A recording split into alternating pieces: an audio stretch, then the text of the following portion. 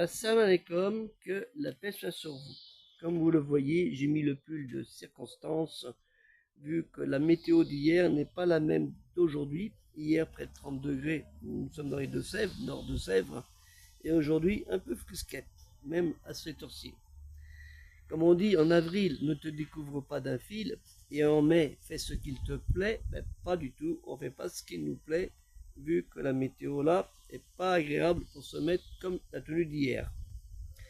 J'ai retrouvé un livre, je ne sais pas si je vous l'avais déjà montré,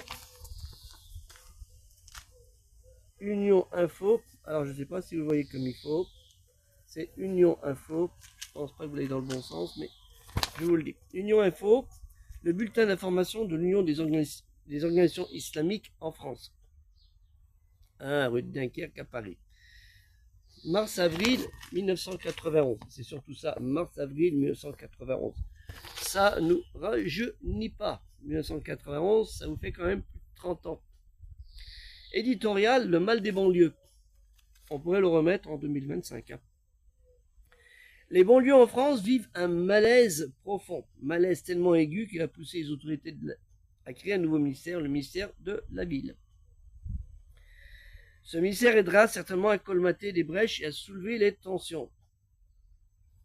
30 ans après, on s'en sait pas. La prise en compte de la culture musulmane est dans ce cas une donnée fondamentale. On en parlait il y a 30 ans. Là, vous voyez les responsables de l'association dont je dépendais à Nantes, Boudaïd, que vous voyez le frère Boudaïd, Zaïm, comme tout le monde connaissait, on l'appelait Zaïm. Et vous voyez aussi les personnes que j'ai connues, Tarek Obrouk de Limoges et Hassan Ekloussen de Lille. Ça nous rajeunit pas.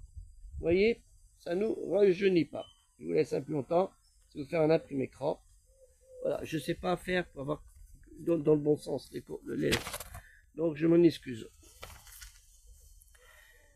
Comme vous voyez, le mal des banlieues et le malaise de la communauté musulmane depuis 30 ans existent encore.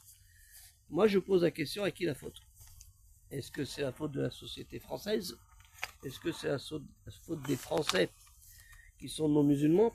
Ou ce serait plutôt la faute des musulmans eux-mêmes dans cette société française où on a créé un très gros communautarisme fermé, malheureusement, ou sous soi-disant une écoute ou la parole pour tous, certains se sont enfermés. Réfléchissez bien à tout. Le malaise français il y a 30 ans et le malaise français, malaise musulman français des musulmans existe toujours. Que la paix soit sur vous. Assalamu alaikum.